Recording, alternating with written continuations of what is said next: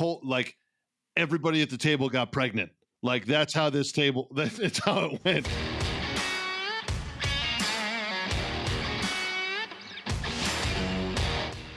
Welcome to the Beat Around the Bench podcast about woodworking, good times, and general jackassery. With your hosts, Jess of Jess Build It, Colton of Cold Crit, and Ross of RNC Woodworking and Designs. You can find us all on Instagram, YouTube, and TikTok. In this week's episode, we come back to full strength. Colton has a baby. Jess is plowing through projects like a man possessed. And Ross hated his table more than the customer. All of that and more is coming right up on this episode of the Beat Around the Bench podcast. Now for episode 108, 9 Ipe Nails. Good name. Yes. Thank you. 9 Ipe Nails. Thank you. Yeah. So a long time no see. It has been a minute and a half, and to all of our listeners out there, first and foremost, we apologize about missing last week, but there was life happening. There was all kinds of things, and the episode would have come out on Murica Day, and we figured nobody was going to listen over the holiday weekend. So we gave ourselves a little bit of a break, but the most important thing that happened, we're going to turn it over to Colton for. That's right. Yeah. We had the baby. We have a baby in our house now. Yeah. Congratulations. We That's have huge. successfully spawned. We are reproducing. Yeah. We little Charlotte Wynn, and want to nickname her Charlie Wynn. Charlie. And I don't know, maybe if she wants to do ballet and not play softball, we can call her Charlotte. So There you go. we'll figure it out. Charlie's pretty. It's a little bit of a trend right now. I think it's. Is just it really? It's such a good name. Oh, Yeah. well, I hate to follow the masses, but yeah, it's going well. That's funny. I feel like those names do kind of go in trend. Like my brother and one of Crystal's cousins both have a Harper. There's a Harper Ray and a Harper Alice. My daughter Brooklyn, it was a trend when I just thought of it one day, and then I know 3 other ones now. So When my oldest was born, his mom was like, "Oh, we're gonna name him Braden," and within 3 years, I knew Braden's, Aiden's, Caden's, Jaden's, like anything with an Aiden in there. Yeah, and they're Jacob everywhere. was really popular. Ezra was popular for a while.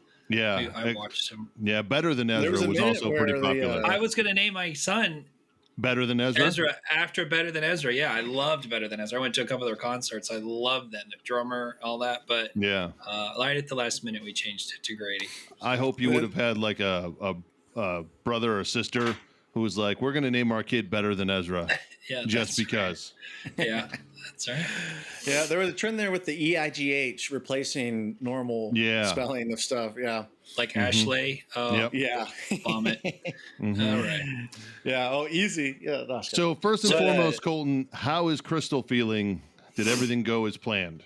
Crystal is a Billy Bob badass. She's doing really well. And we had a little scary end of the labor and all that. It's pretty cool. I got to be really involved, but were you pushing? Cut the cord. Did the forceps or anything? I was pushing on her. Yeah, I had her by the ankle and the knee, and another nurse had her by the ankle and the knee, and we'd push and she'd push, and it was wow. And then the funniest thing, everyone has a plan. Right. Until that goes out the window. Yeah. It went so out the window. We were like, wait, we were going to let the cord finish and this and that. And so we ended up doing epidural and then absolutely some of the, ayahuasca. When you add the Pitocin and oxytocin. Inducing. Yeah. We had to do a little bit of that as well. It was a big baby, right? Yeah, big baby. So Charlie came in at 8 pounds, 1 ounce, 1.5 ounces. Good size. And 22 inches. That's a trophy bass size right there. I mean, it's a good sized baby. And she's got a big old head, just like mine. No, my question about the delivery is more on the sake of your wife. I know when she was a guest on the podcast, she still holds the records for the most cuss words used in an episode. When that was just hanging out with us, how many cuss words would you put what's the over at for cuss words used during delivery? So it wasn't so much cuss words. It was more of just a lot of dirty sex jokes. Ah, yes. Like, what was the best one? So we had just switched nurses, right? Yeah. So I guess she started labor Sunday night. We came in Monday morning, had the baby Tuesday morning. Right? Okay. But she, we had just changed nurses, so we don't even know this nurse yet. And she's like, all right, we're going to put you in the flying cowgirl position and trying to move the baby around. We had some issue with the umbilical cord, getting cut off. And she's like, we're going to put you in the flying cowgirl. She's like, oh, I've never done that with 3 people in the room. And just right off the bat, I'm like, Crystal, we don't even know. It worked out great though. That was Kia, and Kia was awesome. Spelled just like the car. Yes, we talked about that too. Yes, she drives a Kia. But I was going through all this. I was kind of thinking about, once we were all done and in the room with baby, we didn't sleep a whole lot, and I had a lot of time to think about woodworking and how it ties to the labor side. I still learning about how it ties to the dad side, but there was some funny stuff, right? Or not so much funny, but interesting connections. First one, a little bit on the nose, is there's a rotary tool that's used for newborn baby nails, right? Yep. And it's just like the rotary tool. The same buzzy? premises. So, no, not oscillating. So an actual Dremel rotary. And it's for baby's nails, right? Because it's really easy to cut their fingers, right? Yeah. And so this one, it has all these different grits for which age group, and it has the different rotation spins, and just like the buzzy. So the hospital bassinet, once we're in the final room with baby, getting adjusted, learning how to breastfeed, all this, it reminded me a lot of Jess's workbench. The one that you have the motorcycle lift jack. on? Yeah. Like this one, it's on some solid casters that are locking. There's an up, there's a down, it rotates. Instead of melamine on top, it's a nice plastic bassinet. It's perfect for moving your workpiece around and wherever, if you need to get off table. Yeah, it reminded me a lot of that. I did note all the cabinets were, obviously very soft close, especially in the baby room, right? Yeah. But all melamine or some sort of plastic veneer, you don't want stuff soaking up the No, you want it to bacteria. be able to be cleaned as easy as possible. Yeah, it's pretty heavy duty commercial stuff, yeah. Mm-hmm. Oh, yeah.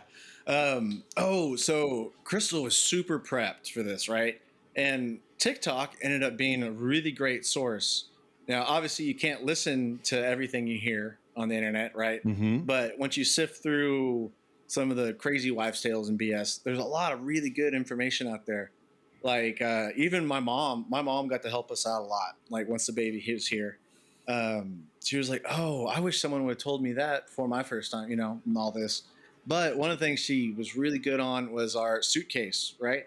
So, we mostly use the suitcase after labor, but she had stuff in there before labor, and it reminded me exactly of a tool wall, right? Yep. So picturing whether it's a French cleat wall or a pegboard wall, you keep things in order by the process, right? Mm-hmm. So you had your pre-labor stuff, your post, then post for baby, post for Crystal, and it was very well organized, just like a really good tool wall, and that was pretty neat.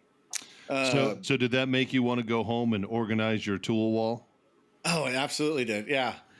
Well, on that note, there's I scrolled Facebook for a touch, once I got the baby to stop crying, Crystal was sleeping, and I got hit with this ad for this tool. It's like a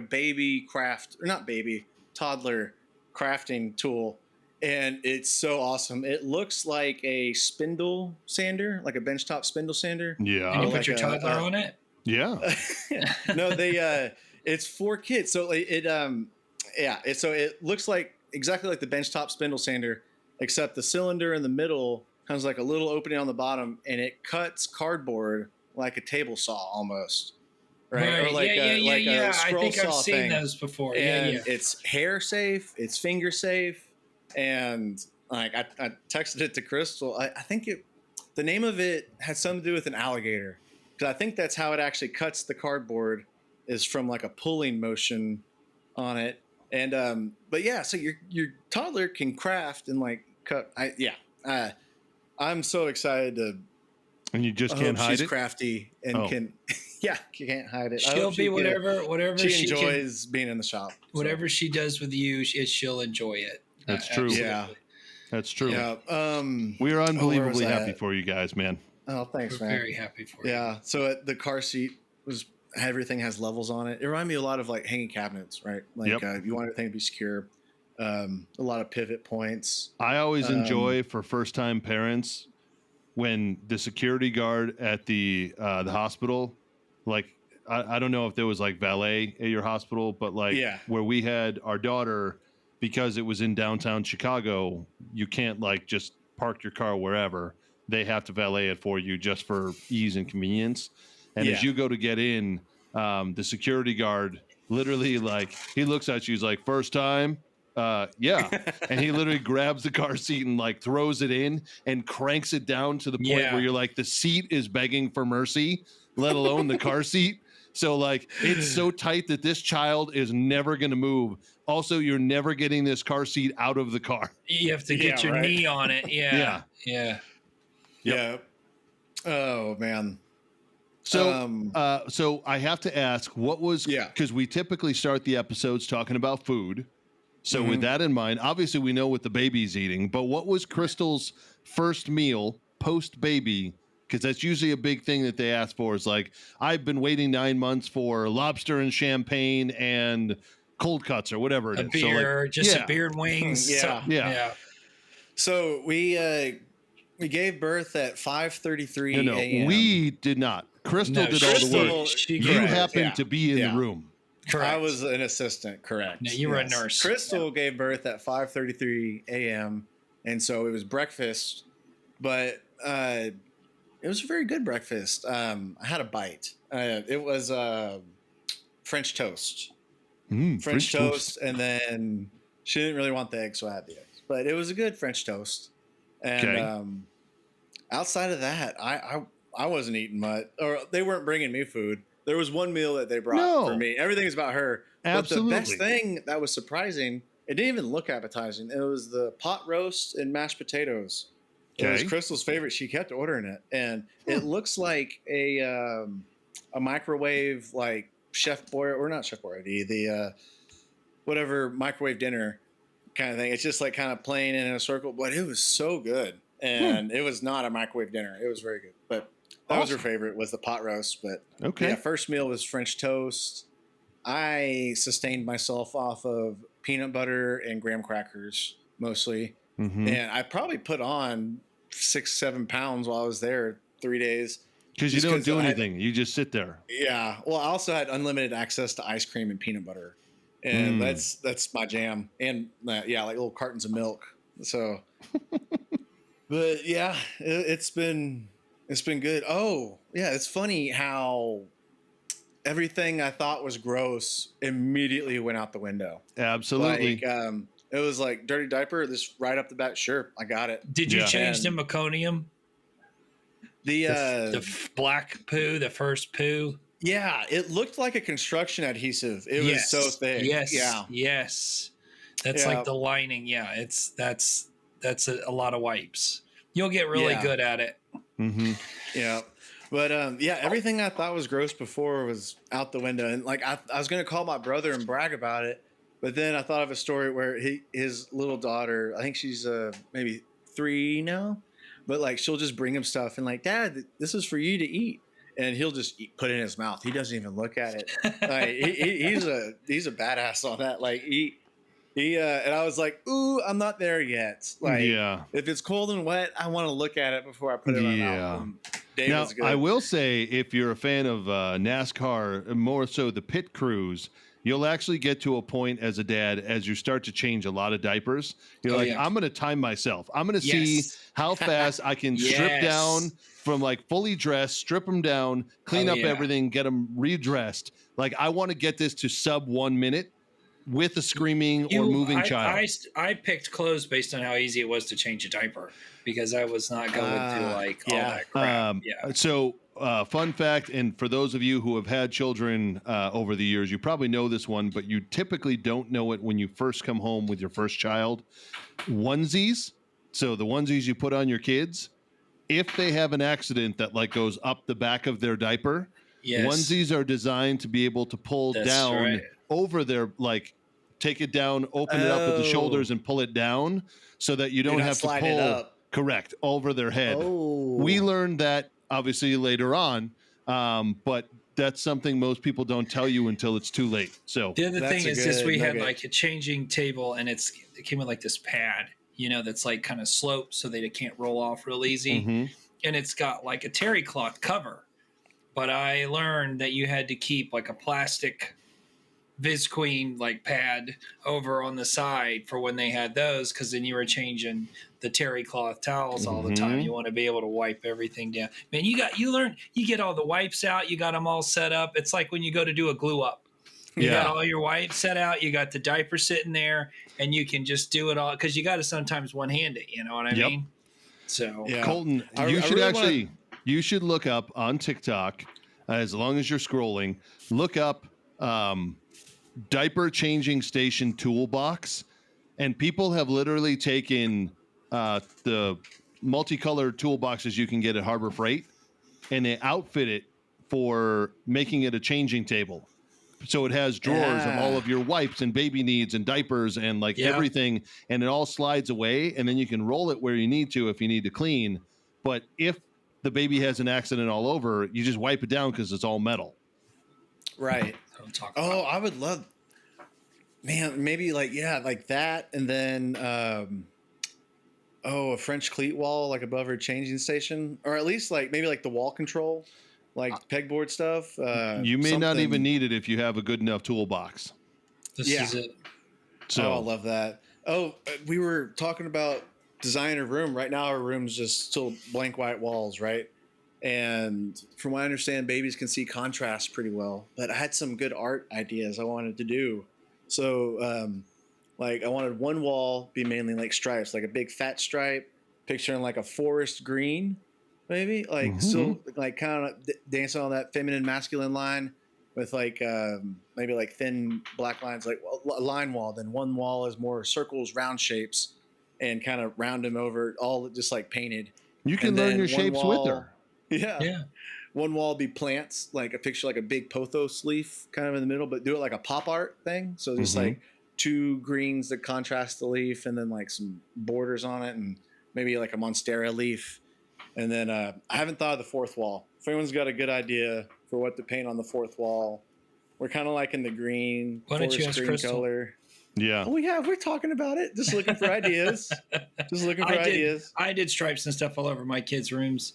And, because it's free. I always had leftover paint from something. Yeah. And I would tape thing pink and, grays and stuff. Well, how fun. That's awesome, man. Congrats. Oh, I appreciate it. So, not to change the subject, but I am excited for you, Colton, but I want to know about Ross's table, dude, that base from hell. So I did have a thought. Of how to make that base if I was going to do it later on, especially since you were able to paint it. But you go ahead. So, let's start. The table from hell. So, to give everybody a little bit of backstory, if you haven't listened to the past few episodes, I had been talking with a customer, and I looked back at my email chain. The first interaction we had was actually March 6th, and then we were going back and forth for a while, and the last correspondence I had sent over on April 25th final revisions into what it was going to look like and cost estimates and everything else. I heard absolutely nothing back from the customer until June 10th. And then they said we need it by the 20th of June. Which did not happen. No, that did not happen. So they needed a 10-foot long by 42. They actually initially told me 40, which is where part of this issue comes from, but 42-inch table that is an oval shape. And then they wanted a tulip-style base for the base of this table. Elongated tulip style. Which is like a totally different ballgame. Yes. Yeah. So if you ever look up an elongated oval tulip base for a table, all of them are made out of metal, because to support the amount of weight that happens, you can't have wood movement, you can't have a lot of stuff. It just needs to be metal. And I actually went through 2 different iterations of trying to design it and make it, and I hated the prototypes.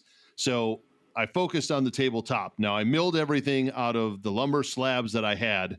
So it started out as 18-inch wide by 10-foot long slabs that were 3 inches thick and of red oak. And I was wielding those things, basically playing catch through the planer. I was exhausting myself, and I got that part all glued up. And then I had to take it to the CNC place. And the CNC place used to be 2 towns over from me. And they moved their shop in April out to about almost an hour away from me. But I had already worked with them. I knew how they worked. And I was like, okay, I can go, and in one night they can flatten everything on both sides and then cut this shape. Turns out one night, because of the issues that their table limitations, I should say, that their table had, even though they have a 12-foot long table and it says that they have a 10-foot cutting length, turns out they have 115-inch cutting length as opposed to 120-inch cutting length.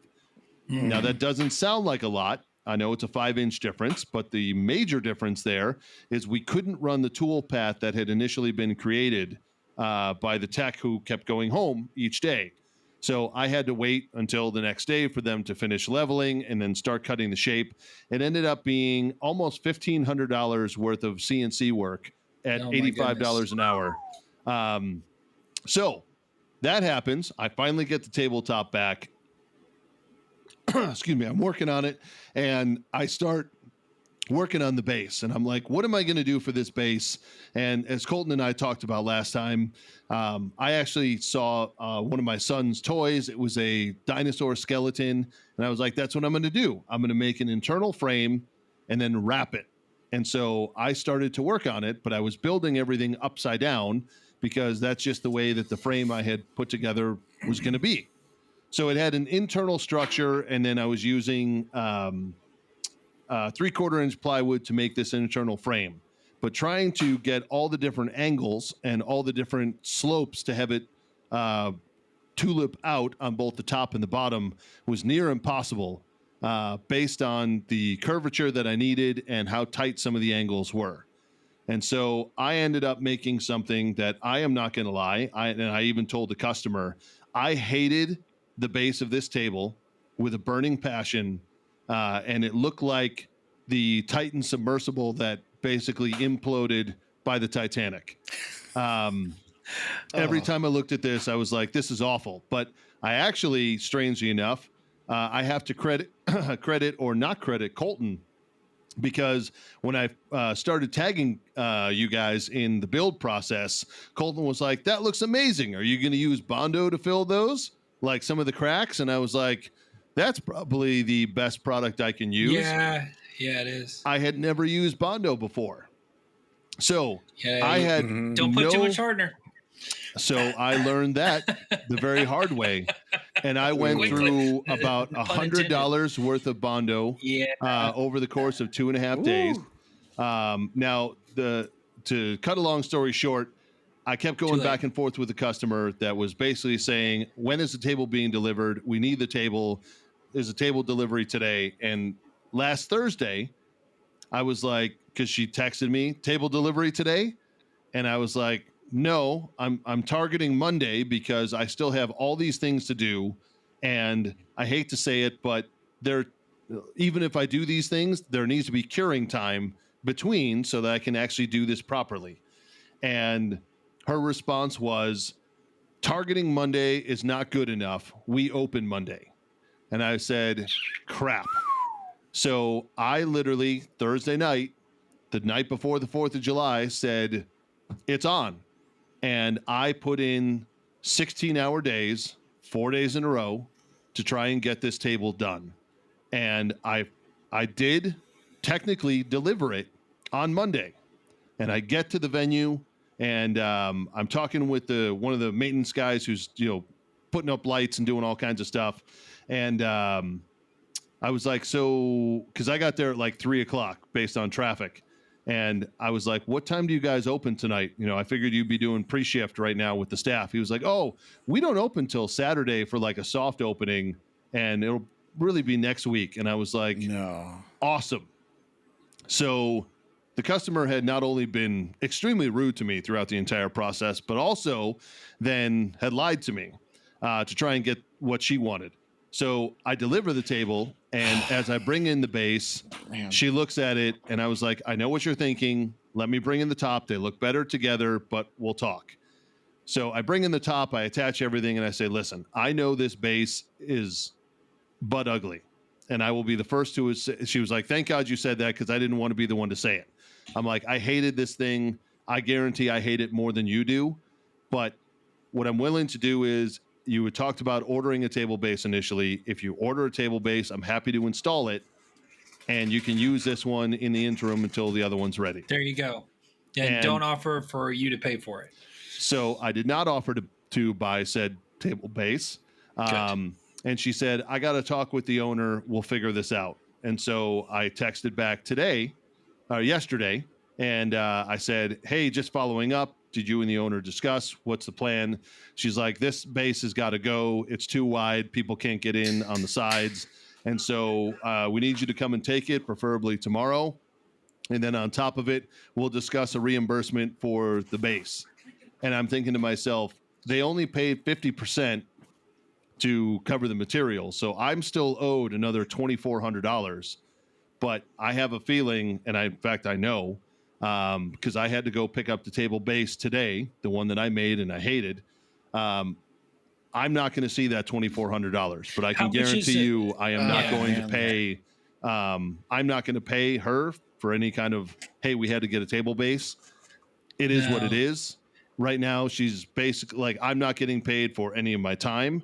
I'm not getting paid for any of the CNC time. I'm just going to have to eat that cost. But so what is the table base that she is buying cost? So you can't buy just the table base. The one that she wants, you have to buy with the table, and it's like $1,800. So they're going to have an extra tabletop that they won't use. So I would use that as a bargaining. Why didn't you just buy that at the table? Because the top wasn't big enough. So yes, and then on top of it, when I had talked with her, I was like, here's the initial estimate that I sent her, which ended up being the rush estimate that I followed up with. I realized later, the initial estimate I sent her was based off buying the table base she wanted. And she was like, well, I can get that base for cheaper than you can get it because I have, corporate buying power and whatever. But on top of it, I want it out of wood. And I thought to myself, that's not really possible based on what you want to do and wood movements and all the things. Yeah. And so I was like, I'm going to do everything that I can. We'll see. So I barely saw my family over the weekend, over the 4th of July weekend when most people were partying and having a great time. Oh, it was a holiday weekend, yes, too. It was. I didn't think about that. And so that should have been time and a half. That should have been, yeah. But basically, I'm losing out on not only the $2,400 I'm still owed, but also the $1,500 now I have to eat to pay the CNC guy. So basically, you got $1,000. Are you breaking even though? Like $1,000 your time, like Colton, I am so underwater on this thing. Had she paid me for all the hours I put in, she would have had to add another probably $4,000. I told you that it was on a $10,000 table. Yeah, I told you. Silver lining here. There's a small silver lining. There's no silver lining. You got experience with that crazy curve? Like Nope. and like a little bit of Bondo work. Like next time you do Bondo, you can be better at it. So here's how I figured out how you could have done that table base. Okay. But this is hindsight, right? This is 100% hindsight. So it's nothing to do with your skill or anything else like that. This is what I would have done. Now, I didn't know you could get away with a painted base, but I would have, because I know how to draw an oval with a string. I don't know if you've ever done that, but I have, but it wasn't as exact as I would have wanted. I tried that. So not the top, the base. I would have drawn a smaller oval. So I did have the CNC guy actually cut a template to the correct size of the base. So I had that plywood template, so I knew it was the right dimension. Well, what I was going to do is, in my head, the only way, because I thought about this the other day, how I would do it. The wood, if I was going to do it out of wood, I would have just made a million circles and just stacked them on top of each other, and then just started carving. I don't know what else I could have done. Yeah, you could possibly do and power carved it. So, but if you get away with painting it, if you wanted it to be somewhat perfect, I would have had a top oval that was slightly smaller, a bottom oval that was the size of the base of the table, a center oval that was yet smaller than the top, and then somehow made like a plywood skeleton inside and kept it all centered. And then I would have stretched fabric over that and stapled at the top, maybe even put some type of thing so you couldn't see the skeleton, stapled at the bottom so it was cinched like an hourglass in the middle, and then fiberglassed resined it like they do with subwoofer speakers, like they do with subwoofer. If you've ever seen them where they'll stretch it over and make like things, and then they fiberglass it, and then they put the sheets of the resin, and then it's hard, and then you Bondo it, but that you're talking days. You're talking a week of Bondoing and primer and sanding and bonded, and then you would have had to spray it, with paint and several. It would have. That was a serious ordeal to get that. So not only that, I had worked until on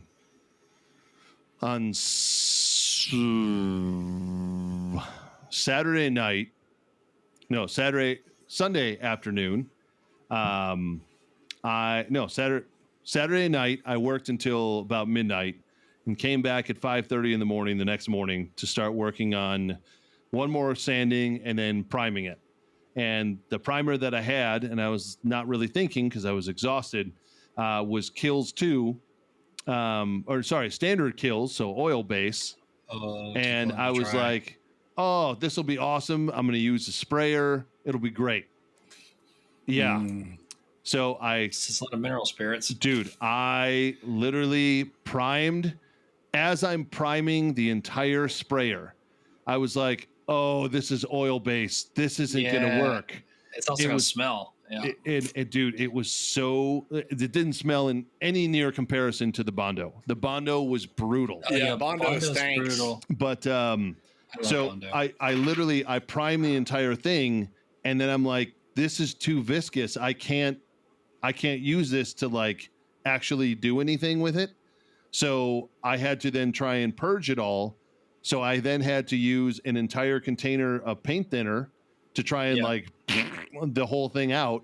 And it's just like clumping and pooping. And it was the most disgusting thing. I was like, I'm wasting half a gallon of this primer. I'm wasting an entire gallon of the paint thinner.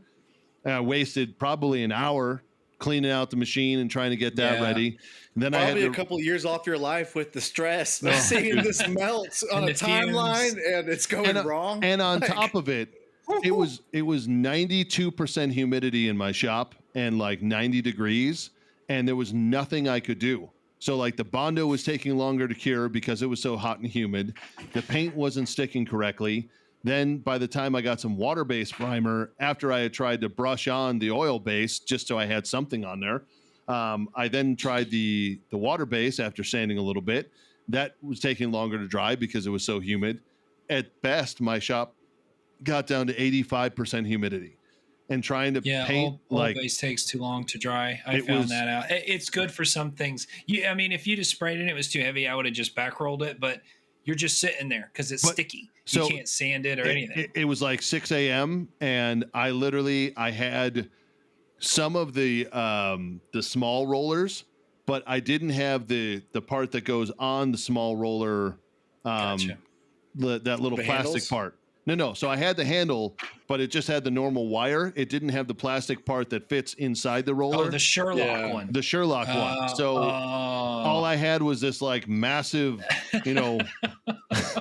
it was just one catastrophic thing after another. I had the same thing happen to me with many, many projects. Don't feel bad. Well, I just hope you can get at least another little bit of money from her and say, she's I'm not going sorry, to pay me a dime. I can Did she guarantee say I'm not you. going to pay you? No, but I can guarantee she's going to come after me at some point and say, well, we had to get this other table, so we need reimbursement. And I'm going to go, you still owed me $2,400. We're just walking away. Just like I would just say, you're going to get another table and you get to keep the top from it. So let's call it half. That's $900 out of the $1,800 you got to spend on it. So $900 less than the $4,800, you $3,900, right? So you still owe me at least this much. You tell them I had to pay $1,500 for CNC work. I had to pay this. I had to buy Rubio monocoat. Not to mention all the other materials. All the materials. So at least just try to make me whole. So the materials were covered in the 50% deposit. The CNC work was not, and my labor was not. But your labor's out the door. But at least the material part is what I want you to get. So I have all the materials covered, but it still sucks. Out of all the jobs you've ever done, there's only, it seems like 2 that have gone bad, and it was this one and then the corrugated doors. But the corrugated doors, I think you got. They did not pay you. You had to go back and do it so many times. That I lost my ass. Well, in retrospect, I'm going to go back to what I've told you, what my father told me, and I've told our audience. You never lose money on a job you don't take. If you feel like, man, this is 10 days, even if I had a week, this is really complicated. If it's not something you've already made, the top was beautiful. I hated the top as well. But it's what they asked for. That's okay. Yeah. It's what they asked for. The grain was perfect. It was beautiful. So they had initially asked for me to char the whole thing because they wanted it like Sashigi-ban style. And as I took a test piece to it, I was like, this is going to be way too rough. And the epoxy's not going to cure in this heat and humidity at any point in time. So I ended up trying to do the Rubio way. But one of the things I saw when I went to the Rubio YouTube page was if you want the charcoal to look darker, use the pre-aging thing on the wood. So I did pre-aging and I let it dry for 3 hours. And then I went to put Rubio on and it didn't really take the way I wanted. It looked a lot more gray than it should have been black. There was all kinds of things that I was like, I hate this. I hate this table. I am mentally done with it. It was just, even to the point where like when I went to put on the N3 Nano, the ceramic coat, I was so exhausted that I put on the top coat first. And I was like, well, I put 2 coats of top coat. What about the hard coat that's supposed to go underneath it? So then I had to do 2 coats of hard coat the next day and then 2 coats of top coat again on Monday delivery day just to see if I could get something to stick. But like, once again, a wasted day, wasted time, wasted materials, just because I wasn't thinking. I was too deep into it. I get it. So that's tough. Yeah. Well, I think that it was quite a difficult table design to begin with. Just the surfboard thing's a pain in the butt. What she asked for, she has zero appreciation for how unbelievably difficult what she asked for was. And I took the job because I was the group that it was for is a pretty decent sized restaurant group in my area. And I was hoping to get an in for my whiskey stuff. And I was like, I'll take a little bit of a hit there so that I can get in and then work with them and do all kinds of things.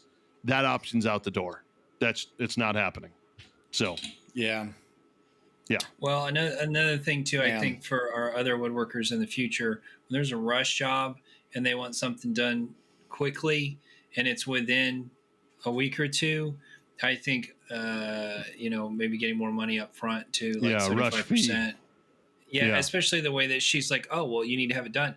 Like those are the kind of people that don't pay, even Correct. if you had done it perfectly. Yep. So you have to really watch your behind. I have some things that I'm going to be doing, and these people could just say, I just decided I don't need it. So no. This actually brings me to, and this was going to be part of my nugget, but I want to talk this through with you guys.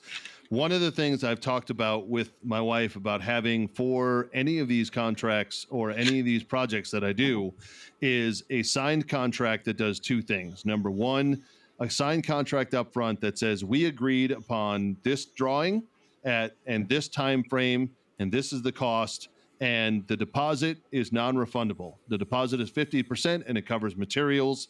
Anything beyond that, we can figure out, but the deposit is non-refundable, even if the customer hates a project. And then the other one is having a contract for when you drop it off to say you see it, you approve it, you're signing off on that you approve this table on this date or this project, and then the balance of payment is due within 24 hours. It's due on delivery. Due on delivery, but pick up a check or Yeah, I wouldn't have left without some money there. I'd have laid on that table. I'm not getting on this table until you give me give me some money. Well, Dave, you're too nice. But what are you gonna do? You know? Yeah. What are you gonna do? Like it didn't. I have done things where it was just it didn't turn out. It just didn't turn out. And it was one that I hoped, like, had it gone well, even if the whiskey stuff didn't pick up, I had hoped that it would open up an opportunity for all their other restaurants just to, like, hey, we need this table, we need that, we need this built in. Like, all of a sudden it can turn into a ton more work. But what'd they think of the top? They love the top. They were really mad at the end because they're like, we just measured it and it's not the right size. And I was like, well, I actually told you on this text message that I'll pull up that went between us that the longest they could do was 115 inches. And she was like, well, we said 42 inches wide and this is 40. I'm like, it's actually like 41 and a quarter based on, a little loss there. A little loss there. But like they were also measuring off the top that I had beveled in and they weren't taking into account the full sides. So it was 41, let's say. So it's an inch smaller. And she's like, well, this is definitely not the size that we ordered. We might have gone with something else had we known. And I was over like, an inch? You're going to like throw this away 2.5 inches on each and a half inch on each side? I don't think so. Yeah, exactly. So no, she's just finding reasons not to pay. Exactly. So that's why I said, I'm not getting paid. I'm not getting paid for the rest. I'm so sorry that happened to you. Let this be a lesson to everybody out there that you can do your best and work your butt off and it's still just You know what the worst part about it is? That goddamn table base is back in my shop. Make it into a workbench. Well, I think it is cool to have done a different project like that. Just do it like they did the printers like on the skeleton on that movie. Like working with the Bondo. Like the next time you work with Bondo, you're going to be better at working I don't ever want to work with Bondo again. No, Bondo's good. No. Bondo is good. I have a love-hate with Bondo myself. So here's the thing with Bondo. You've got to learn to get really good at how much hardener. Okay. You buy a big jug of it. They literally tell you to put like a 3-inch wide by 5-inch wide glob of Bondo on the mixing tray and then just drew a line across. Correct. Yeah. With the hardener. But like by the time I would get through 2/3 of the Bondo I had mixed up, the hardener was already solidifying. I'm like, this is stupid. Too much Bondo to make at a time. Yeah.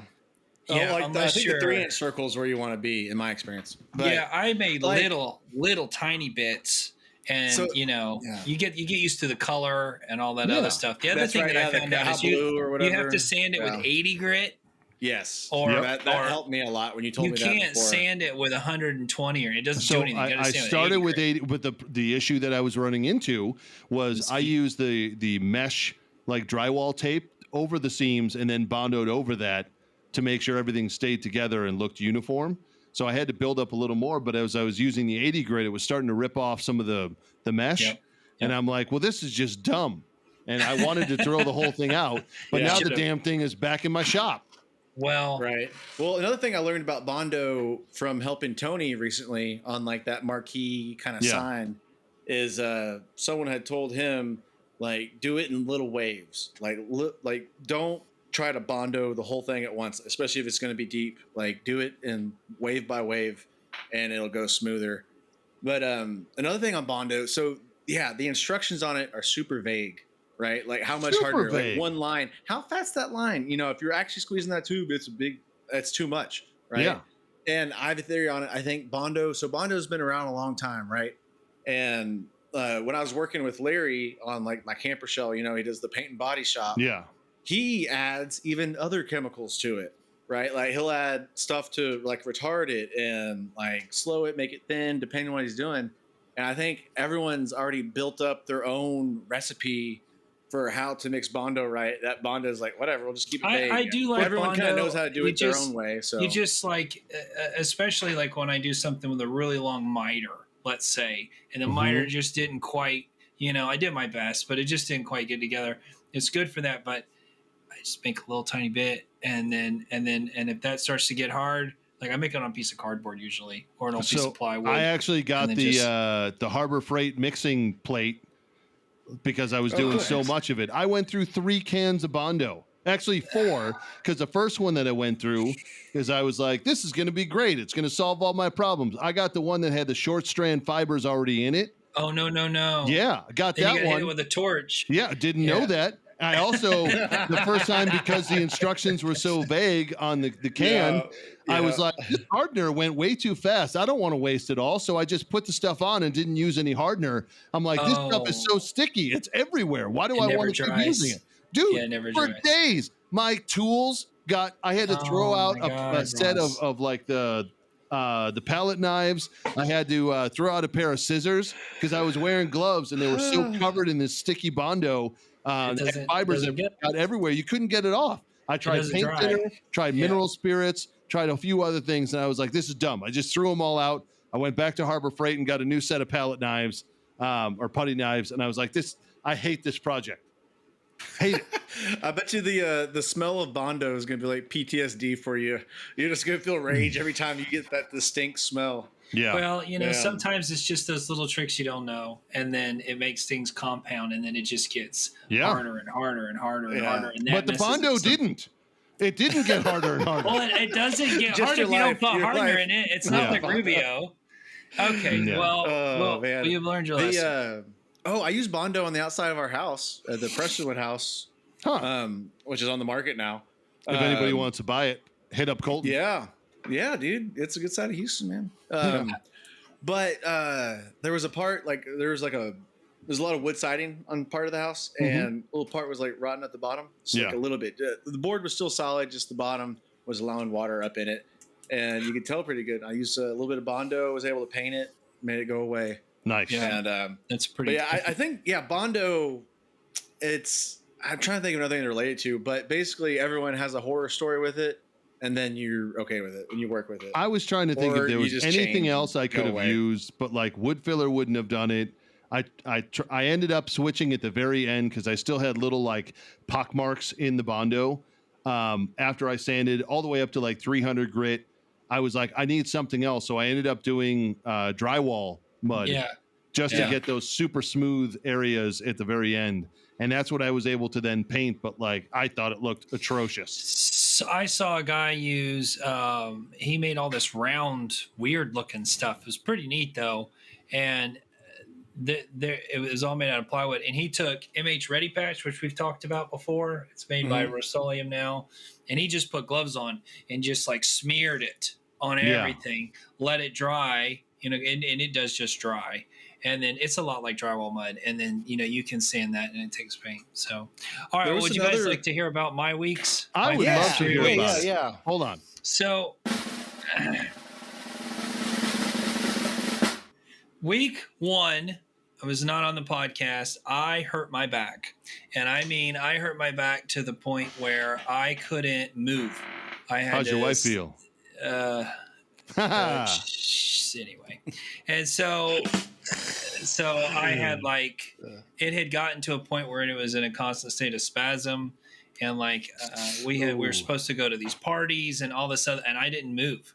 I took every pain pill we had in the house, Advil, and upper, lower, middle, lower, and it was like running down my hip, into my sciatica. hamstring. Yeah.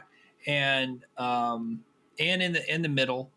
So I finally found like a position to sit on the couch and like just try to relax. We tried hot, we tried cold, Did you go to a icy chiropractor? hot, everything. I did not, because I couldn't get in when I needed to get in, and it's just one of those things. And so it got better. I rested it, and then the next week was slammed with finishing one project, running back and forth between 2 or 3 different things, doing estimates until late at night. And I literally did not have a good night's sleep. I mean, it was nuts. It was nuts.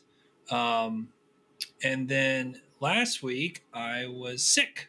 That on top of everything else, add the stress and all that, I got some sort of thing in my lungs. My wife's got it now. Dave at work has got it. Another somebody else has got it. Is it the vid? It was not the vid. Took a test. And all of us have taken a test, but it was in my lungs. You can actually hear I'm still a little congested. It was in my lungs. My lungs burned, so I missed a couple of days of work, which of course put us behind schedule. But I'm happy to say we are somewhat caught up now. At least I am. Doing well done. I'm doing a shower for a customer on one of our remodels because are you gonna make it dramatic, like a steamy shower? Or it is a very beautiful shower, actually. Nice. She's everybody's been doing a lot of light stuff. This girl likes it dark, charcoal slate looking tiles, cut slate piece, back wall, slate pebble floor. Do you want to come up to my place and do a shower? Because I hate tiling with a passion. I've gotten pretty darn good at it. I have gotten pretty darn good at it. There's some nice leveling systems and some other products out there that I've started to use, and it takes a lot of the guesswork out of it. But it went well. It's gone well, and I finished tiling the shower and that back wall today, and I have to start some grout tomorrow, and then I have to do the floor, but it's just in a bathroom and closet, so it's not too much. And then the other remodel has begun. So the house that we remodeled half of it is time for phase 2. We tore off the entire back screened-in porch, which was huge. We tore out every piece of drywall and insulation and everything out of her bedroom and ceiling, and I found out that because it was an old garage that had turned into a bedroom, the ceiling in the garage was just 2x4s. They're non-structural. So I'm thinking I'm gonna try to talk them into doing exposed, because it's old wood construction, beautiful pine, and do exposed beams and just drywall to the trusses. There you go. And we can hide all the lights in it, and she'll have like a half vaulted ceiling, which would be pretty sweet looking. And we remodeled a bathroom. It's a pretty serious remodel. We're tearing out concrete and stuff and moving toilets around and all that. And how many guys are on this team? Me. Oh, cool. And Fingers. Me and Fingers. But so like we have plumbers, we have electricians, we have drywallers, we have a painter, we have concrete guys. I think I'm going to be doing the framing on the outside. So I'll actually be framing a house, which will be interesting. And then this weekend, my boss, in all his infinite wisdom, feels like he's building this concrete wall, or has built a concrete wall around the back of his house. And he is going to put these pressure floodgates in the openings where you walk through to his pool. And this is going to keep out the water if there's a flood again, as long as it's not more than like a foot or so. So I'm going to stucco it and do the coquina. You're going to do cocaine while you stucco? I'm going to do cocaine while I stucco, and I'm going to do the coquina finish, the one where you throw the shells in it. Oh, yeah. So I know we talked about it. You thought it would be ugly, but it's actually quite pretty if it's done well. And I am going to. I do. Okay. I have not done it in a very long time. But I talked to my dad. After we talked about it, the coquina before, we drove by. There's an entryway into like a real fancy neighborhood somewhere here in Houston. and it was perfect, and it looked amazing. Island and, Way I was like, Estates Crystal, we talked has about the coquina. coquina. Yeah, there's different kinds, but this you is just mispronounced Dad it. calls it Island Way Estate. Island Way. There's a really good restaurant. I've done some other houses over there. It's a really nice neighborhood, but there's a restaurant, Island Way Grill, which is a really nice restaurant, and everybody loves it, and it has coquina on it. Not a very good job, but this is what's called, if this is only a stucco term that someone that did stucco for 40 years would know, chicken's feet. They call this, the crushed shells, they call it chicken's feet. And so the other kind is kind of like called tabby, I think, where it's like whole shells. Yeah. But they call it chicken's feet. So the thing is you only have so many shells. So you have to like lay tarps down, throw it in there, catch it, and then take it and like kind of keep reusing it. Otherwise, you just would like throw the shells and never have anything left. There is a machine that blows them on, but we're not doing that. Yeah, for commercial, they make it's like a blower. Yeah, they do it actually in Europe a lot more than you think, and in some of the islands and stuff like that. I mean, coquina is very common over there. They use readily available. Shells. Yeah. I mean, and that's really cool. I feel like quite tough. It's like construction matching nature again, right? Like using very natural things like you find readily and using them to build structures. So anyway, I have been worked to death, but my kids are coming next weekend. So I am just trying to make it to next Wednesday, and then I am off Thursday, Friday, Saturday, Sunday, and Monday. Woo! And then Tuesday, we're going to finish up. I have to do the trim at that remodel I'm working on, where I'm doing the tile, the door, and we're actually doing wainscoting in there and some crown. So I'm going to do all that. And then the painters come in. Oh, I will say, so she decided last minute she wanted She the customer or she your wife? The customer decided she wanted a custom vanity. Couldn't figure it out. Anything else that she wanted to do. I want this. So it's floating vanity, which is not really floating because technically it's touching on the right and left wall and in the back wall, but it doesn't touch the ground, right? Yeah. And it's going to have an appearance of a 4-inch top. So they like do a giant mitered edge with the quartz. Good God. And it makes it look like it's 4 inches thick. And then they put like a base under it and then just have a vessel sink. But she could not pick out. I said, you should do a laminate. It's a bathroom. Like you should do like a cool, like wood look. You know, all this natural stuff she's doing. And she didn't like any of them. But you know what she did like? What? Quarter sawn wingay veneer. And so we bought some. It was only $75 a sheet. It's paperback, but it's discontinued. But they had 16 sheets left, so they shipped it over from New Jersey, shipped it to the shop in 3 days. It's called Brookside Veneers for anybody that wants to look up a veneer company. And they sent it, and it is mwah. Have you cut it yet? Justin did most of it. Do me a favor. Tomorrow or next time you're near that stuff, get it a little bit wet, like just kind of spray it with a spritzer bottle and take a smell. Because wenge, it smells like beef jerky when you get it wet. Oh, it smells like beef jerky. Yeah. I'll have to ask him. He is going to water pop it, I think. Yeah, when you water pop it, just like the little spritz, take a smell. It smells like beef jerky. I don't know why. Are you talking about like beef jerky out of a bag? Like smoked or teriyaki? Smoked. Smoked. Well, I will have to ask him. Well, anyway, he did an excellent job. It's pretty easy to use because it's paperback. So, you just kind of cut it close with a razor knife. And he just used contact cement. We didn't have the vacuum bags. It looks just fine. Awesome. So, you talk about some straight grain. I don't know if you've ever seen wingate quarter sawn. It's beautiful. But it looks like it's printed. Yeah. It's so pretty. Really? And it's pretty good thickness, so it should do fine.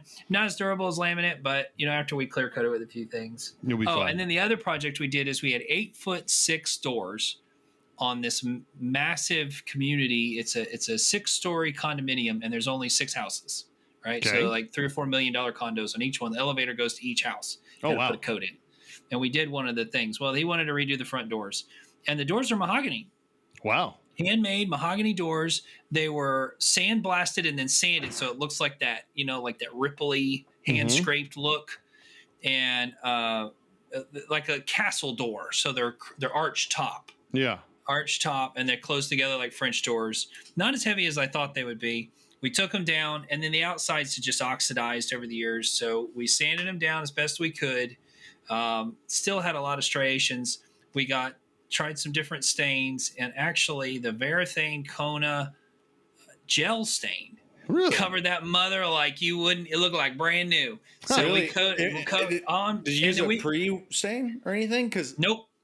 Okay, good. Nope. I've had that gel stuff be splotchy before. Nope, it wasn't splotchy at all. It was good. Like I painted it on there. 180 is the highest we sanded it to because we tried 220 and it wasn't taking as good. So like 180, 150. He sanded most of it by hand and then blew it off and just coated that thing with a rag.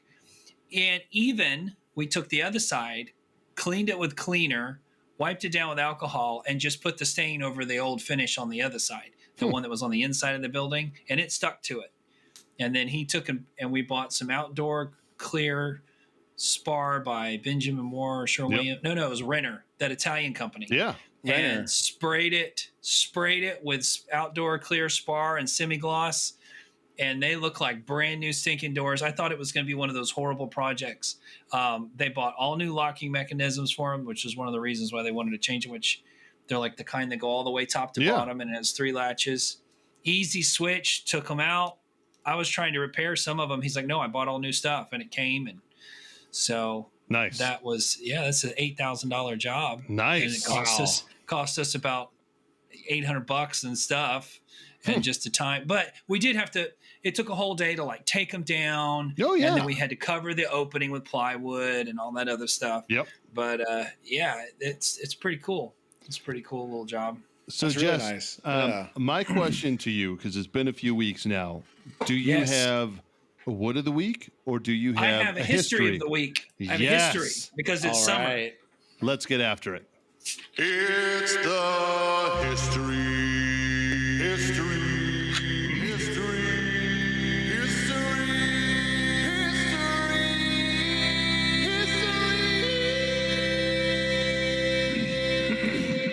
Of woodworking. All right, so everybody, just let's relax for a second. Everybody's been stressed. So Ross has been stressed. You had a baby come. My work, my back. Okay, everything's calm. I'm imagining myself by a bonfire, maybe, or maybe sitting by the beach, and I'm sitting in a chair, especially here in Florida.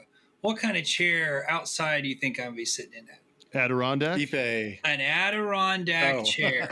So this week's history of the week is the Adirondack chair. Nice. All right. So Adirondack Mountains, that's where the people think they come from. Upstate New York. It is not exactly true. So here's the story. In the 1900s, a man named Thomas Lee was vacationing with his family in Westport, New York, as you said, nestled in the Adirondack Mountains. At the time, it was like Victorian kind of furniture. Yeah. This is the early 1900s, of course.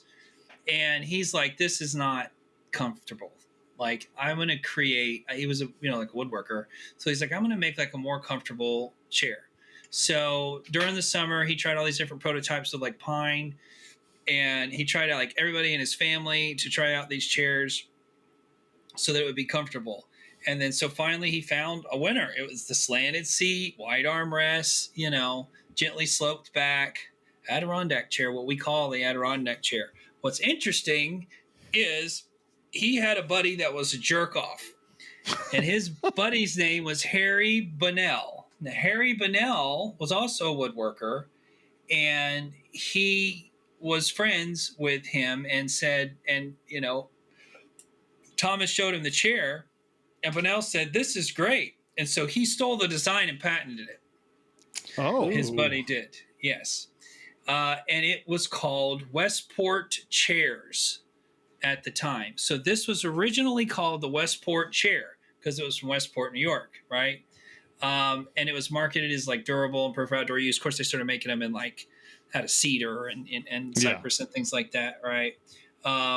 So basically that's where it came from. So it's comfortable, it's ergonomic, it's pretty inexpensive to make, it's simple to build, it's affordable, it's adaptable. Hobbyists can make them. You can buy plans for them. Now they make them like out of like Trex and stuff like that, Yeah. so that they like last forever. People are making them where they got the footrest now that comes out. Yep. You know, you can put your feet on it, do all kind of different stuff like that. So since then, it's evolved. You know, we talked about the different variations. There's like rockers, gliders. There's kid-sized ones. There's gigantic ones. There's one here that's like 10, 12 feet tall. You know, you can sit in and take your picture outside of a restaurant. Interestingly, the original patent granted to Bonnell in 1905 never once mentions the term Adirondack. It wasn't until decades later that the chair became universally known by the name of the mountain range where it was conceived. So almost over a century later. It's been about 110 years, 115 years since it was invented. The only downside of those chairs is getting out of them. Yes, it is. It is. Because you're fairly low to the ground. And like, yeah, it's but you an don't odd, want to get out, baby. No, you don't want to get out. That's the good part. But like, as you go to get out, you're like, I'm really low to the ground, and the slope of the seat, because it is ergonomic, is actually fighting against you to get out of the chair. Some They're people like, you should just stay here.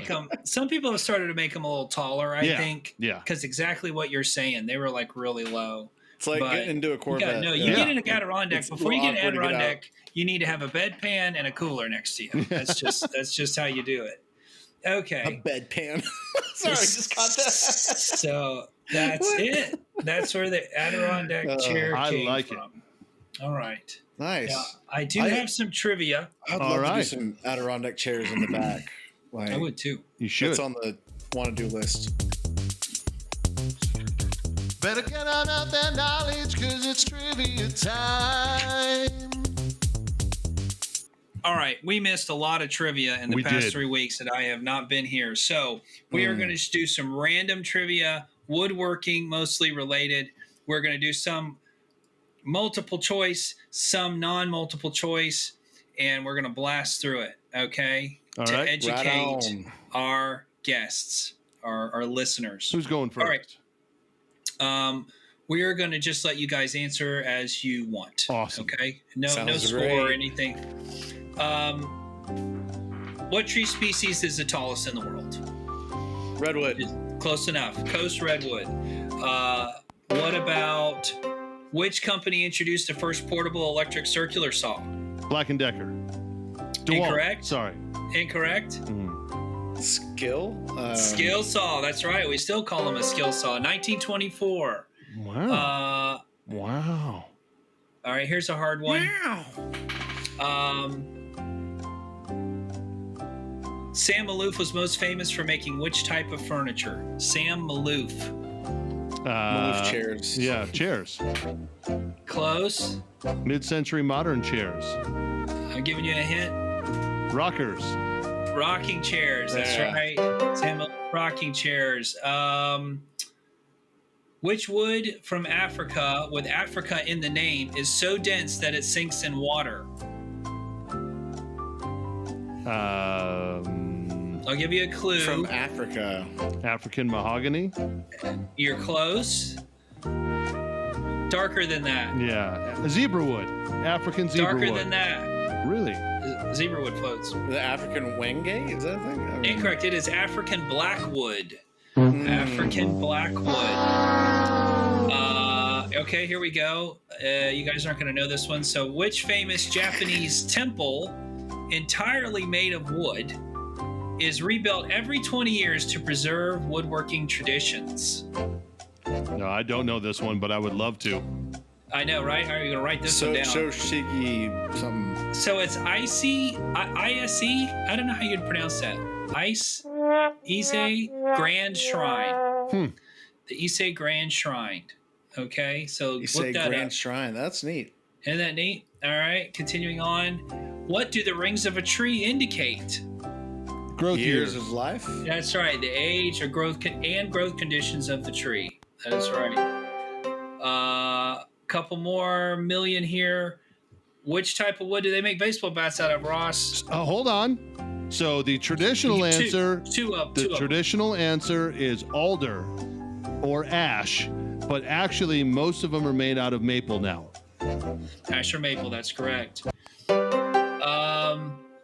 This is a good question. What type of chair is prominently featured in the sitcom Frasier?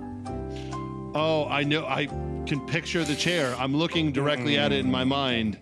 And it's a Very super famous. high-end ergonomic chair. It is called the Eames Lounge Chair. Eames Lounge. Okay. Eames Lounge Chair. That one was not in my What wood do they smoke? library. Traditionally used to smoke salmon, and it is not cedar.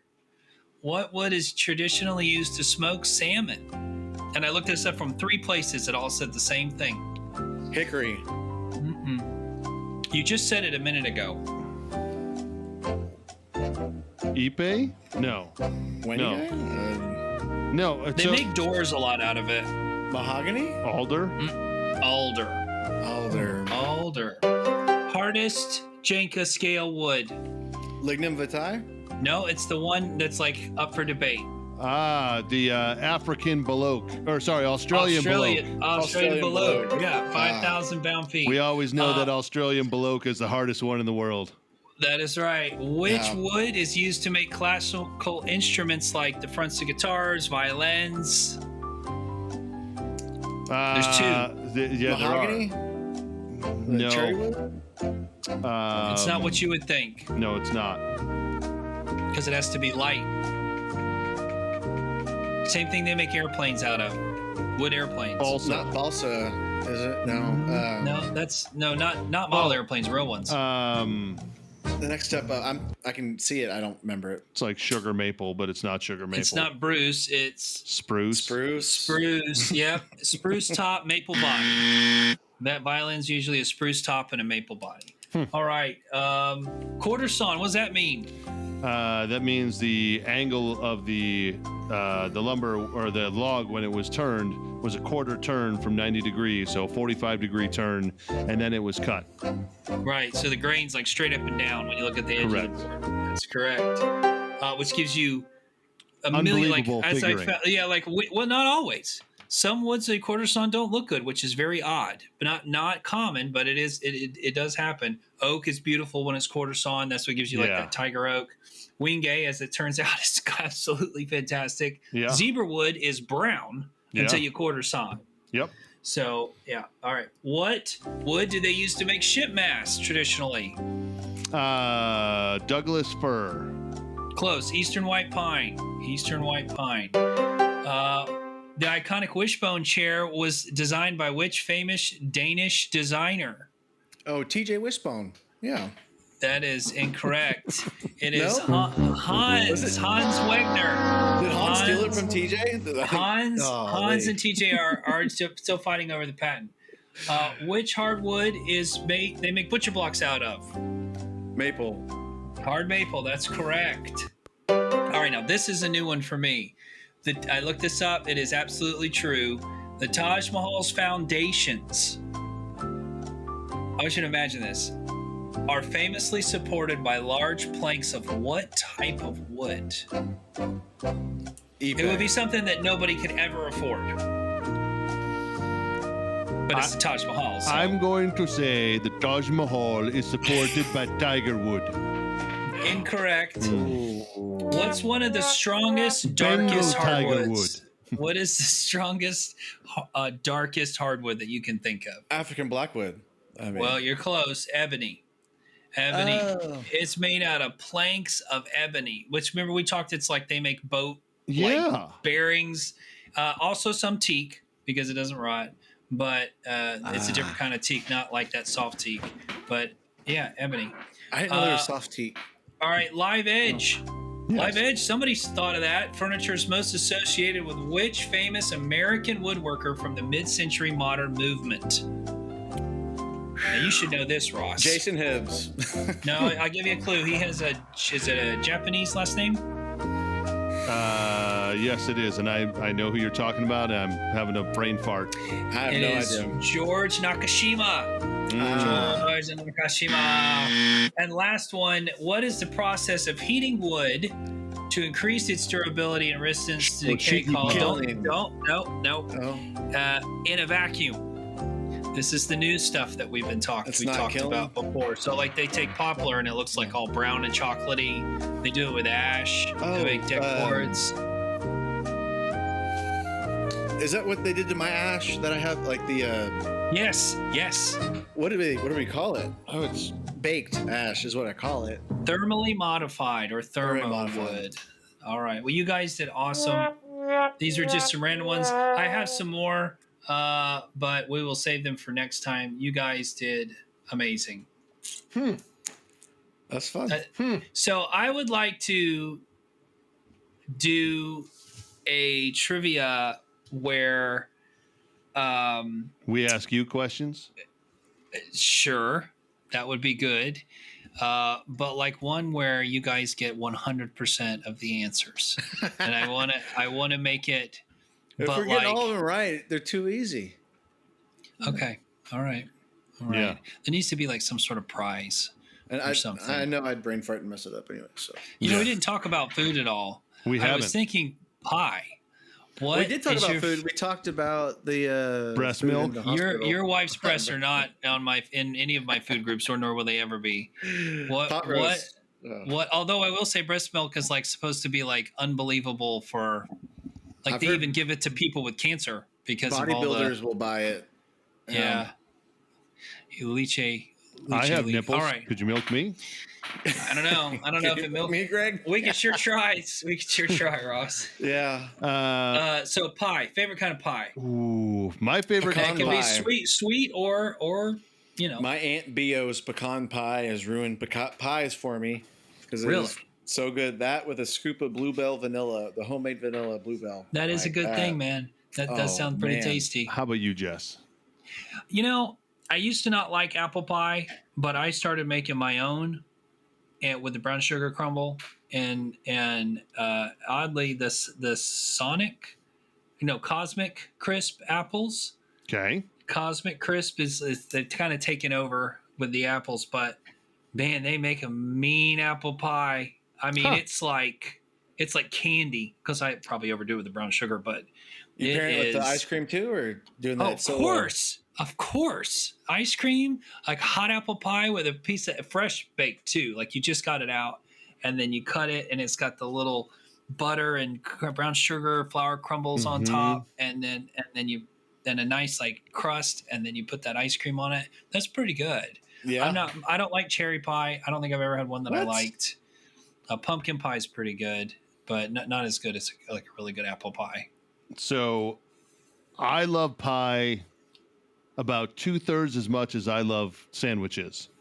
Like, really? I love pie, and I shouldn't because that's how you get to be plus size or plus size. They don't make a good for you pie. I don't. No, they don't. Which is why I don't eat it a ton. But like, if it is, it's a meatloaf. I'm not. At that point, yeah.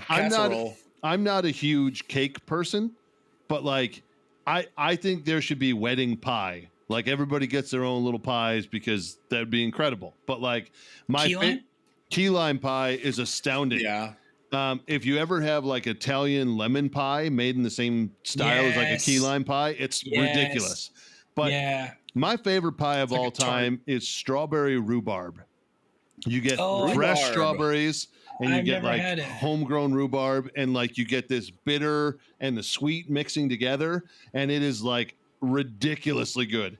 And as you guys said, warm it up, throw some vanilla ice cream on there, and it is like the perfect combination. It's one of those that you cannot go back on once you... Pie's one of those weird things that like you combine hot and cold. Yeah. Right? Like it's always good. Name another food where you combine hot and cold together that's not a dessert. Burgers, you put condiments that are cold on them. Nobody wants hot ketchup on there. It still heats it up. It still heats it up, though. It still heats it up. Like it's that hot and cold and sweet and salt all at the same time. Yeah, it is pretty good. Yeah. Okay. Anyway, I just thought about pie. Cheesecake is technically a pie, right? No, it's cake. They bake it in the steam in the pan. If you put a pecan pie, or no, if you put a pumpkin pie and a cheesecake next to each other, they're the same consistency. Dude. Yeah. I had at a restaurant recently. It was a baklava cheesecake with a like honey drizzle on top. Yes. So it was like a fresh New York style cheesecake with pieces of baklava mixed in, and then crumbled pistachios on top, and then the honey drizzle on top of that. Whole like everybody at the table got pregnant. Like that's how this table. That's how it went. What's baklava? I've heard of it. But it is a Greek honestly. or Mediterranean dessert that is just it's basically phyllo dough with honey and pistachios kind of layered together, and it's super decadent. So phyllo, I never knew how they made that, but it's where they take like a dough and then they spread butter, softened butter, and then they fold it, and then they do it again, and then they fold it, and they do it again, and then they fold it, and they do it again, and it makes these micro layers of butter. And so when they cook it like a croissant, and it makes that flaky, fantastic, wonderful stuff. Because baklava, don't they do that with spinach and stuff like that too? So that's spanakopita. That's spanakopita. That's what that is. Yeah. Anyway, so I do not have a whiskey of the week for this week. It's all right. I should have been drinking heavily based on how the week has gone, but I did not. So I will have something for next week. Jess, you should check in on the prior episodes. We actually had some good whiskey talk whilst you were gone. But I wanted to leave some extra time for the nuggets because those are typically thrown in at the end. I wanted to have a little bit of extra time with those. So let's do a little bit of nugget time.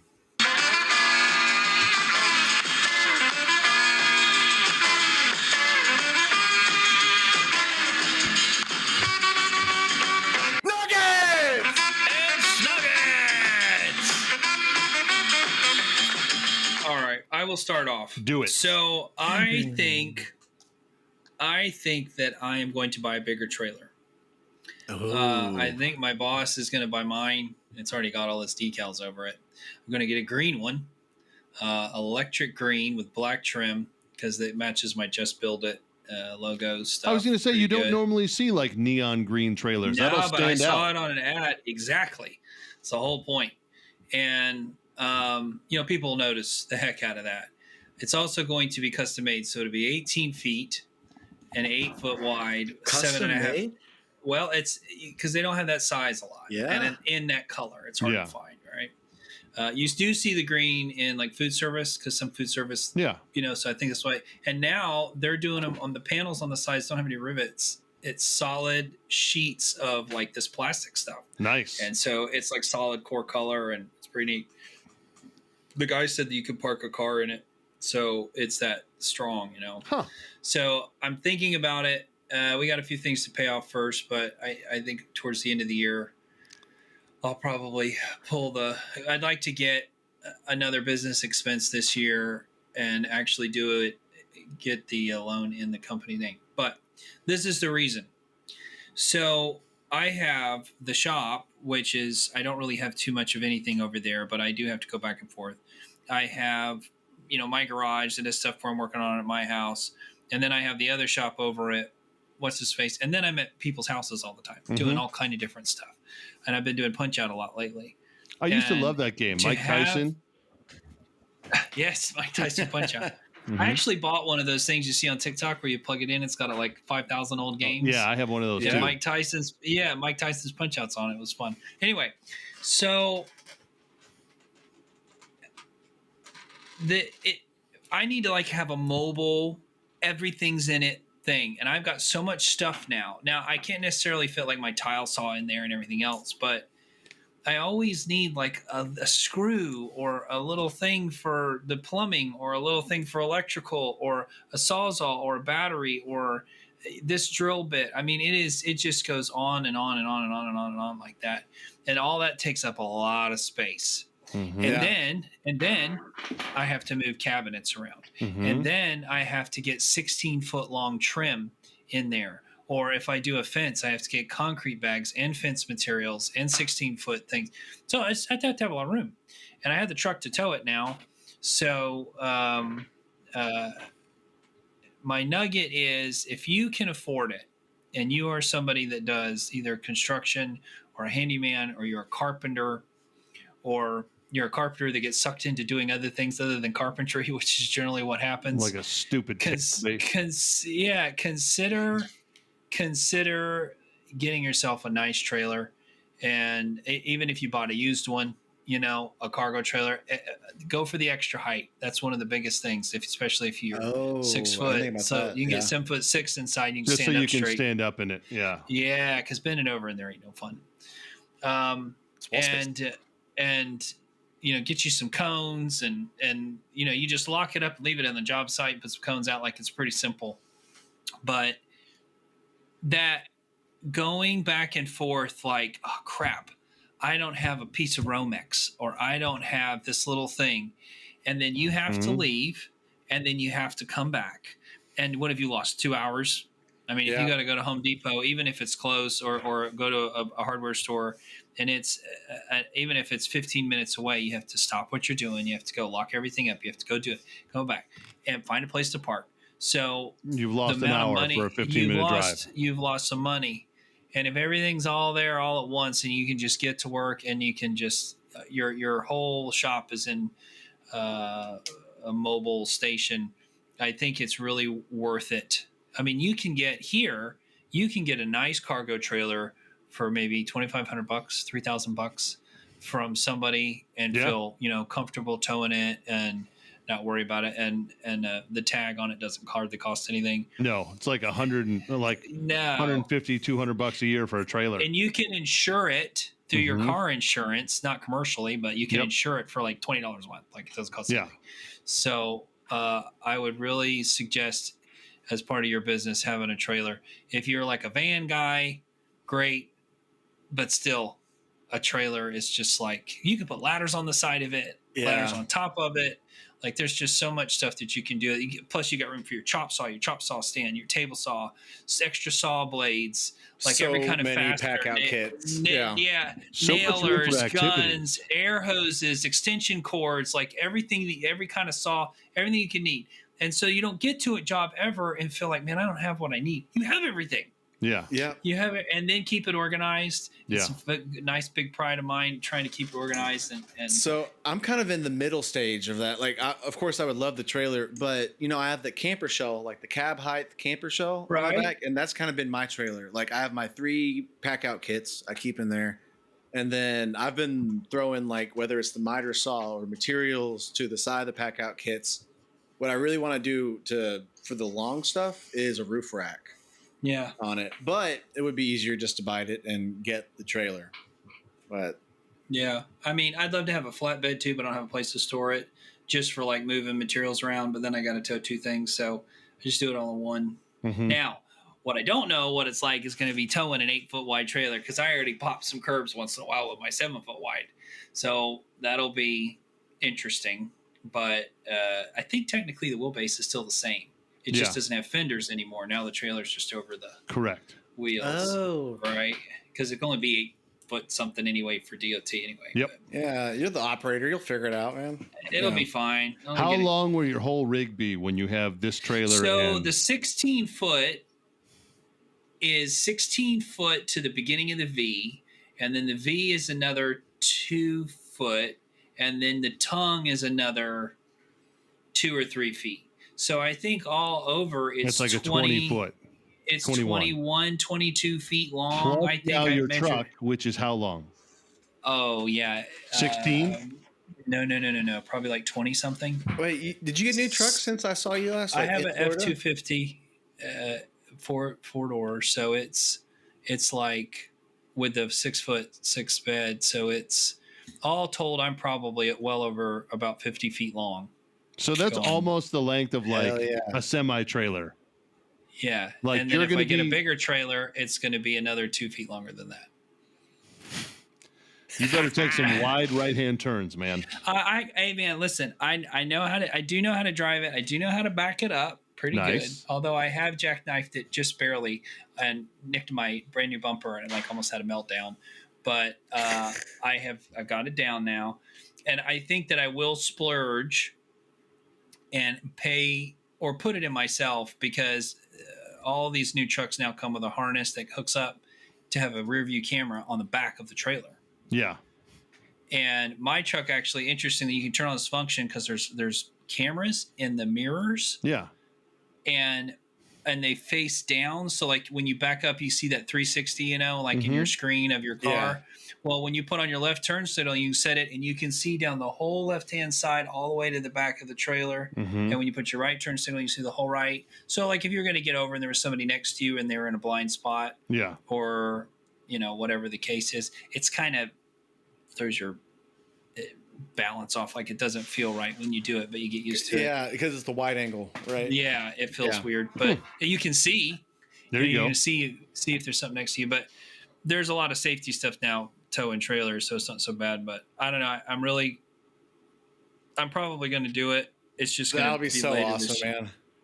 Yeah, yeah. Just I don't know. I feel a sense of empowerment. Like when I got my pack out kit.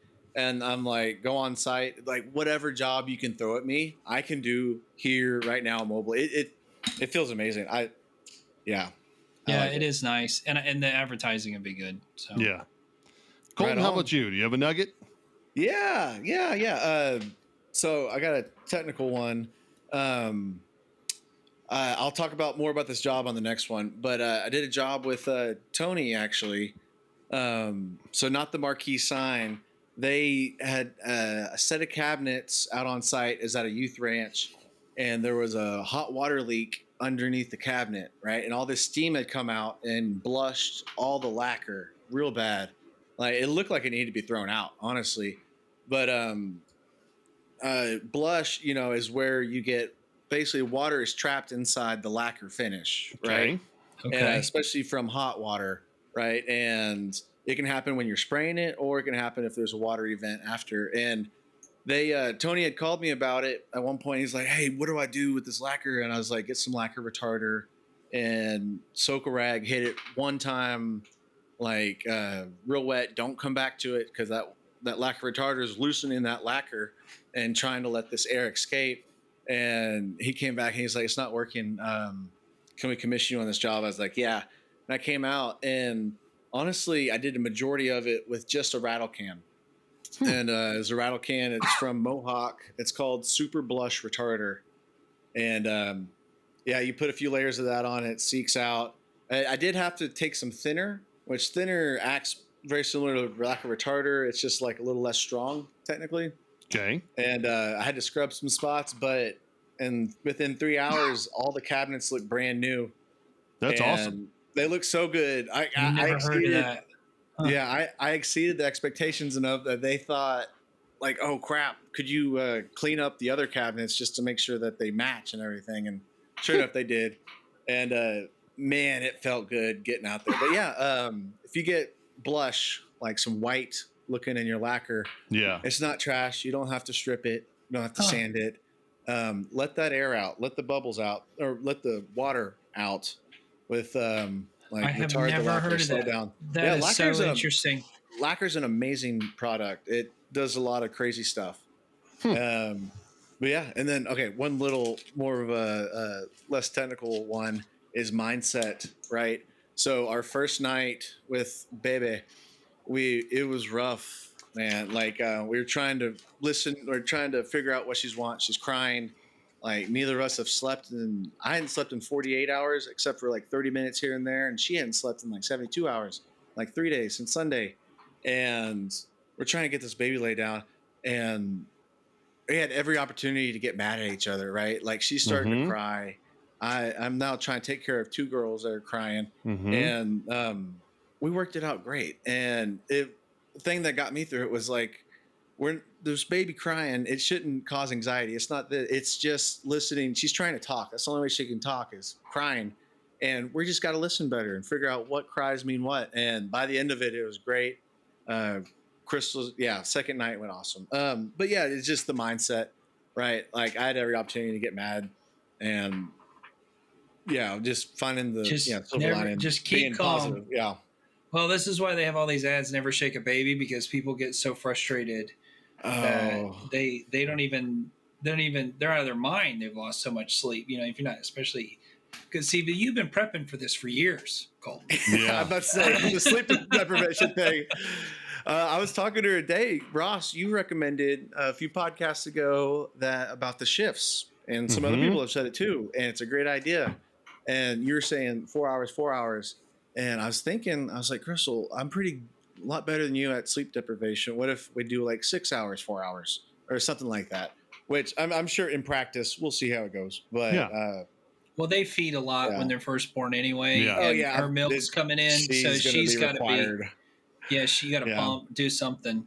But maybe like whatever gets up, feeds, and then goes back to bed, and then I handle the rest or something. Yeah. But so my nuggets, it's kind of 2 into 1.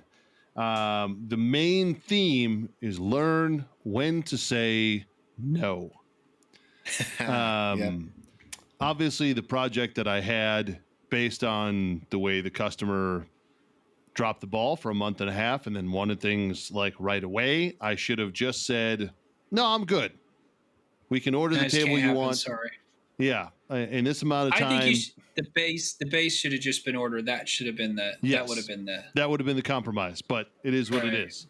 The other thing that happened, we had gotten a new TV to replace a almost 15-year-old TV that I had from my first condo.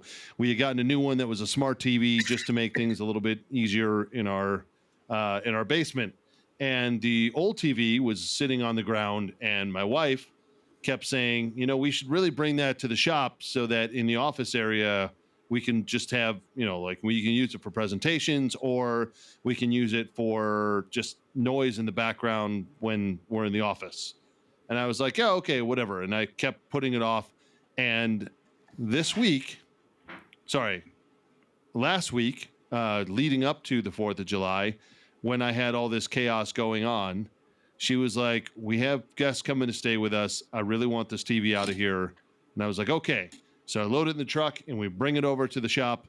And she was like, you know what? It'll just be easier if we just throw this up on the wall and mount it and be done. And I was like, I don't really have time for that right now. I'm trying to do this. And she was like, no, I think it'll be easier. And I knew it wasn't going to be easier because it is metal studs in the office, which meant to hang on the wall, I had to open up the drywall, brace the entire metal studs with wood, put a backer board in there so that I could drill into it, because it's an older TV that weighs like 65 pounds. So I needed support in there. And then because my wife has a designer's eye, she needs everything to be centered perfectly, and the studs didn't line up with that, of course.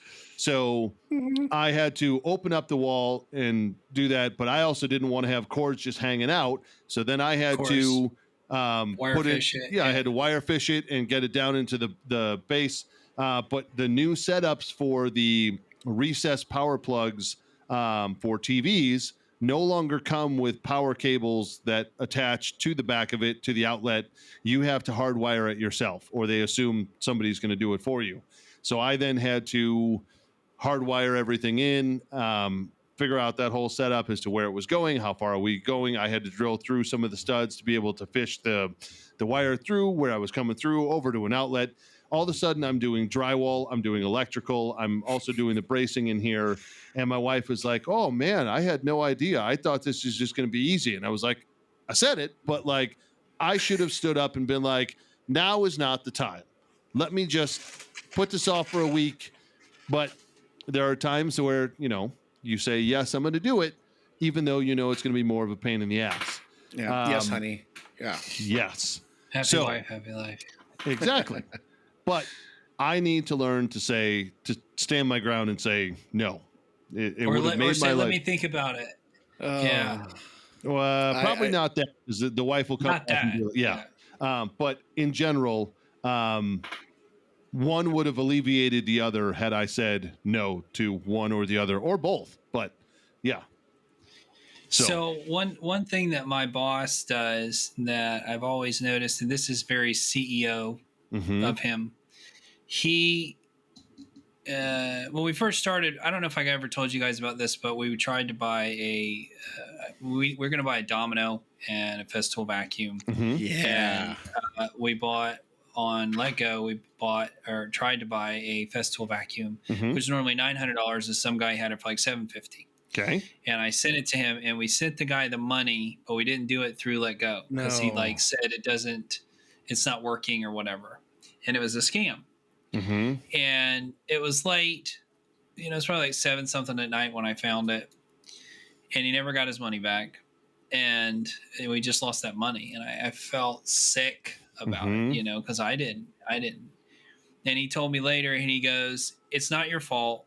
He's like, because it was like a normal person with no accent or anything. Like it wasn't like somebody in India. It was just some jackass that just opens because I didn't look at the profile how old it was. I didn't see, I didn't do my research before we sent this guy money. And if you ever do any of that stuff, do it through the app. But he said, no decisions after 7:00. No decisions after 7:00. And then in general, we don't make quick decisions on anything that can wait a minute, because sometimes things just work themselves out. So in retrospect, like for instance, for us, when the lady said, "Well, I need it by the 10th," you should have, you could have gone, I gotta sit down and think about this, and then it would have been an easier thing to say no later. But when you got $5,000 dangled over your head as a woodworker, it's like, oh, maybe I can make this happen. I can. That's exactly what it was. You tried, that money's good. And so I've had the same thing happen to me, and I'm like, let me think about it. And so now Ashley gets bids.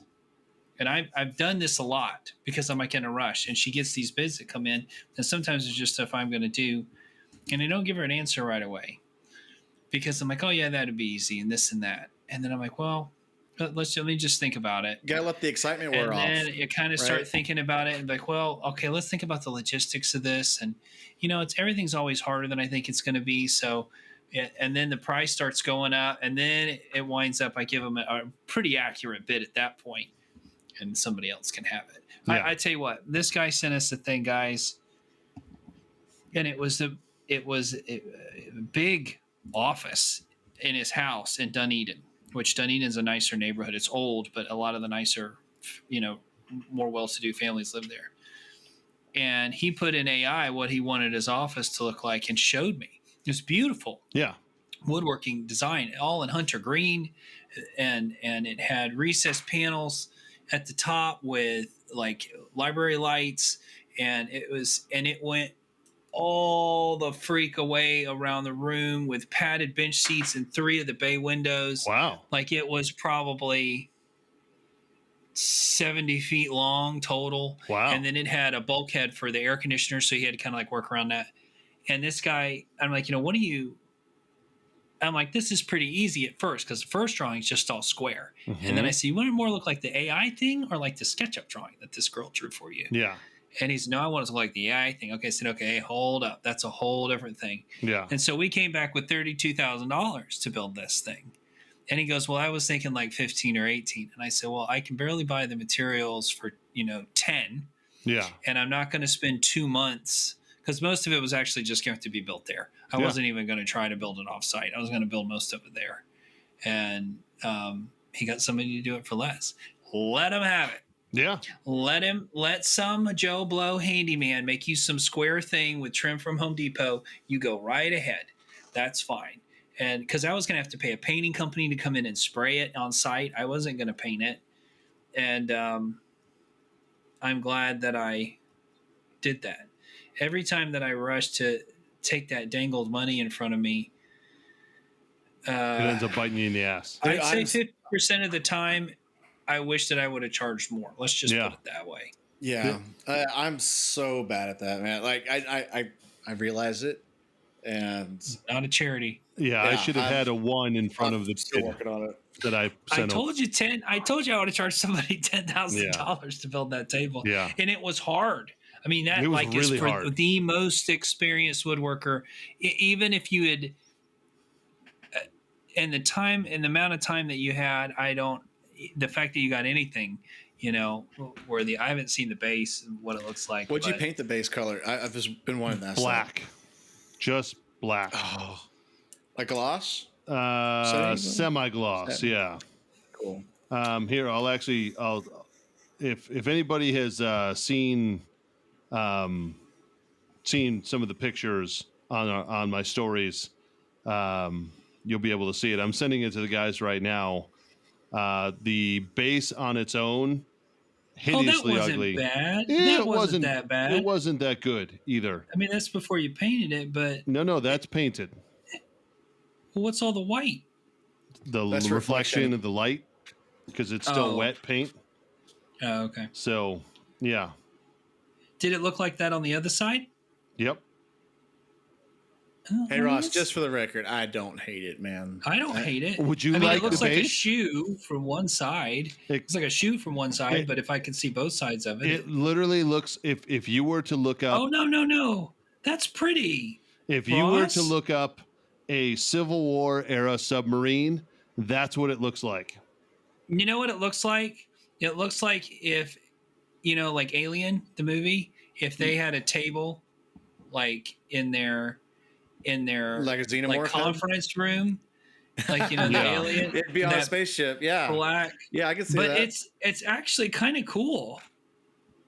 Yeah. I don't know, Ross. I don't hate it. I like that curve at the bottom. Would you like it? I'll send it to you. I like the segments in it. All right, bidding starts at $1. I don't hate it. I really I mean it was and would I like it? Yeah, sure. It was even, right? Like it was the same on both sides. Yeah. It's not that bad. For the I guess you don't like how it's not smooth in the center section. How you can no, see I the just seams. think it's heinously ugly. So what did you think of my idea of the fiberglass? That would have been a pretty cool way to do it, wouldn't it? Yeah, but as I've thought back through it, I would have had to redo every aspect and make it like more uniform across the board. Like it wasn't worth it. I think it needed to be smaller. Yeah. At the base for them to get their chairs in. That was the problem. They couldn't get people's knees, especially from the sides. That's why you don't do an oval table. Well, the knees. Yeah. The oval table's a terrible design for that. Think of Colton as you pull up a chair to the sides of the table. The height of it, people couldn't get their knees under the table. I see it. Oval tables are a terrible, terrible design for a conference table. A round table is a rectangle table is an awesome design. But I have tried oval, pill shape, maybe. Yeah, or even if they did oval but a little bit wider, or like in comparison. But hey, my last thoughts on it. I think that you learned a lot from it, man. I sure did. A little bit about Bondo work, a little bit like you found that MDF that was already cut out to where it could be bent. Yeah. I think it was a good learning thing. So do you guys have anything else you wanted to cover off on? That's it for me. Swaddling a baby is very similar to like rolling a joint. Like, you want it nice and tight. It has a very similar thought to it. Yeah. I've done one, but not the other. And I have 3 kids, so I'll tell you which one I haven't done. But yeah. So joint of tobacco, of course. Yeah, absolutely. Yeah. So to all the listeners out there, be sure to hit that like and subscribe button wherever you are listening to this podcast. And thank you very much for tuning in this week. We hope you enjoyed every second of this episode. If you didn't, please send all your complaints to our animal sex style obsessed legal representation at Resner and Associates, where their motto is, we are going to you like an animal. We are going to feel you from the inside. That is how good our litigation is. So, for Jess, Colton, and Ross, this has been the Beat Around the Bench podcast, and we will catch you all next time. Woo! Here you go.